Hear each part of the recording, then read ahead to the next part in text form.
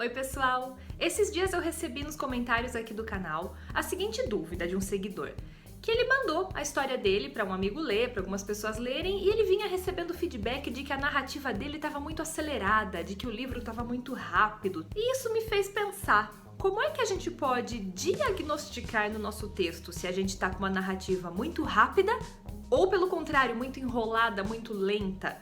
E como é que a gente pode não só diagnosticar, como corrigir isso? Então, eu elaborei aqui algumas dicas, algumas ideias para te ajudar a analisar o seu próprio texto e também tomar esse cuidado. Imagina que ao escrever o seu texto, escrever a sua história, você está criando uma colcha de retalhos. Sabe aqueles patchwork que você junta vários retalhos coloridos, um de cada cor, um de cada estampa, e vai costurando todos eles juntos para montar um quadro bonito? Se você colocar muitos tecidos iguais perto um do outro, vai perder esse efeito de patchwork, vai perder esse efeito de mosaico.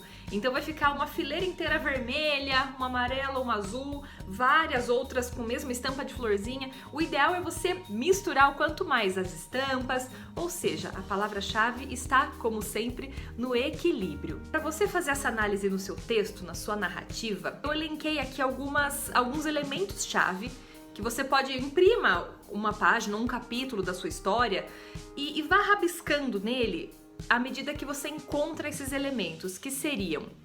Vou colar, tá bom? Porque eu listei aqui, não sei de cabeça. 1. Ação, verbos de ação.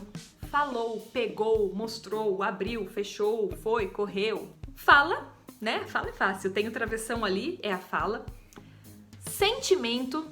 Sempre que ele demonstra algum sentimento, narra o sentimento do personagem, assustou-se, ficou magoado. Pensamento, opinião ou impressão, que pode ser própria do personagem ou referente a um outro personagem. E descrição do ambiente, cores, sons, cheiros. Você pode até dar uma letrinha para cada uma dessas coisas e ir marcando letrinhas no seu texto. Por exemplo, A para ação, S para sentimento, F para fala, P para pensamento, D para descrição, e você pode inclusive encontrar outros elementos que você queira marcar no texto. Como eu disse, eu montei esses daqui reconhecendo-os como os principais, como aqueles que a gente mais utiliza no texto. E o que você vai acabar descobrindo? Se você tiver no seu texto uma quantidade muito grande de ação, pouco sentimento, pouca impressão, pouco pensamento, provavelmente a sua narrativa está muito corrida, está muito acelerada,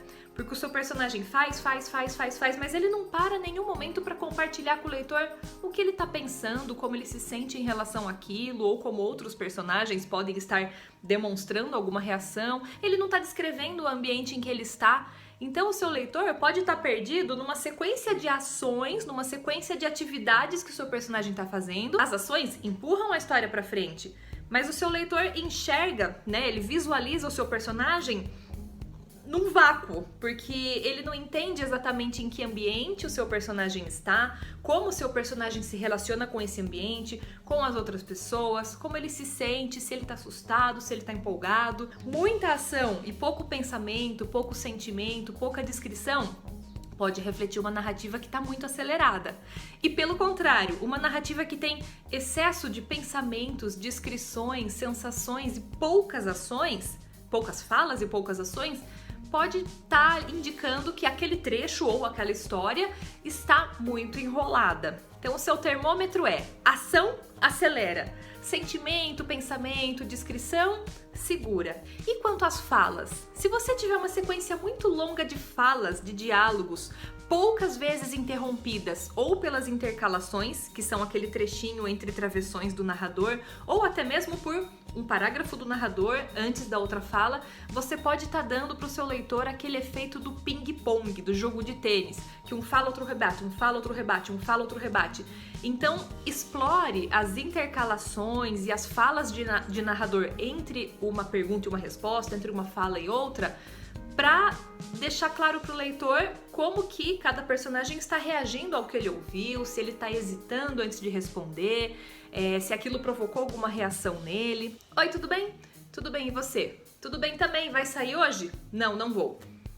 Eu não sei se esse não vou foi irônico, se esse não vou foi descolado, se esse não vou foi carregado de pesar porque aquele personagem queria muito sair. Então, é lógico que você não vai fazer isso pra todas as falas, mas dependendo da relação entre os personagens, de como o seu personagem tá se sentindo naquela troca de falas, naquele diálogo, é interessante você trabalhar o equilíbrio entre narração e fala para que você permita que o seu leitor não somente saiba o que o personagem falou, mas também como que ele tá se sentindo. É uma questão de equilíbrio, é uma questão de você trabalhar a sua escrita e o seu estilo para buscar esse equilíbrio. Ah, Samantha, então o ideal é que a minha história tenha sempre proporção exatamente igual de todos esses elementos? Ele tem que ter a mesma quantidade de ação, mesma quantidade de descrição, de fala, de sentimento, de opinião? Não necessariamente. Aí depende de qual é a cena que você está escrevendo.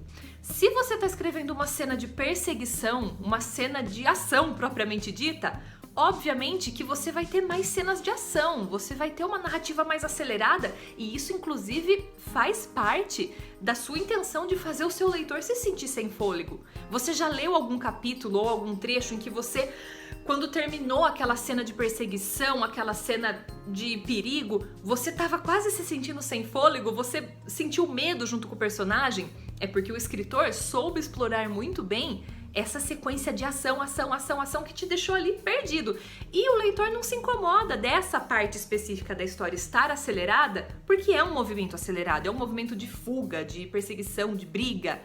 E falando em briga, se você está descrevendo uma discussão acalorada entre duas pessoas, ali, aquele efeito de ping-pong, fala, rebate, ele também faz um pouco mais de sentido. Você não vai ficar toda hora interrompendo as falas para descrever o ambiente, descrever um sentimento sem necessidade, porque aí você pode perder o efeito de fala e resposta rápida. Sabe aquela resposta na lata que a pessoa dá? Aí sim, o efeito ping-pong, ele é positivo, porque ele mostra como a pessoa na lata já falou e nem se incomodou com o que ela ia provocar com a sua resposta. Uma cena de suspense, uma cena em que o seu personagem está chegando num ambiente perigoso, reconhecendo aquele ambiente, você pode trabalhar mais a descrição, mais os pensamentos, mais as impressões, até porque você tá segurando a narrativa, enrolando literalmente o leitor, e o leitor tá morrendo de medo que daqui a pouco vai vir o que vai vir daqui a pouco? A ação arrebatadora, ou talvez não, talvez seja um suspense que não vai culminar em nada, depende da sua intenção. E se você está trabalhando algo mais psicológico, algo mais reflexivo, naturalmente você vai ter um pouco menos de ação e mais sentimento. Então, o que eu tô apresentando aqui pra vocês não é uma receita, não é uma estrutura pronta, não é assim, eu vou passar pra vocês a quantidade ideal de ação, pensamento, sentimento, fala, não. Eu tô mostrando pra vocês quais elementos aceleram a narrativa, quais enrolam, justamente para vocês observarem. Está precisando de um pouco mais de equilíbrio? Quais elementos vocês podem explorar e incorporar ali no texto? E também o contrário, quando vocês de propósito quiserem uma cena mais acelerada, mais acalorada, quiserem uma cena pro seu leitor saborear aquele momento, uma cena romântica, que você quer reduzir a velocidade, que elementos você pode explorar para trabalhar essa velocidade da narrativa. Em geral, o equilíbrio é o ideal, mas em cenas específicas, com uma função específica, como eu falei anteriormente, você pode explorar esse acelera, para. É isso que torna uma leitura, inclusive, rica para o seu leitor, porque não é somente uma história sendo contada, é uma sequência de experiências que ele compartilha com você, com o seu personagem. E se esses elementos são os retalhos de tecido para a gente montar o nosso patchwork, para a gente montar o nosso mosaico, qual é a linha que costura todos esses tecidos juntos? É a linha da continuidade. Por exemplo, os meus personagens estão ali tendo uma discussão. Já em sequência, coloco todos os pensamentos e sentimentos que despertaram no meu personagem em relação àquilo. Será que é o ideal? Será que o meu leitor vai falar, nossa, em um momento eles estavam brigando, no outro ele tá ali refletindo e chorando? Talvez eu possa fazer uma ponte entre essa briga e esses pensamentos, colocando uma ação. Por exemplo, eles estão ali discutindo e o meu personagem fala, olha, não tenho tempo pra isso, eu preciso ir embora. Ele pega, entra no táxi e vai embora. Esse entrar no táxi e ir embora, eu posso aproveitar essa viagem de táxi pra ele e se encostar ali na janela e lamentar, pensar, chorar. É mesmo entre duas ações. O meu personagem tá de manhã em casa, escovando o dente, penteando o cabelo, aí muda o parágrafo, ele já tá no computador no trabalho.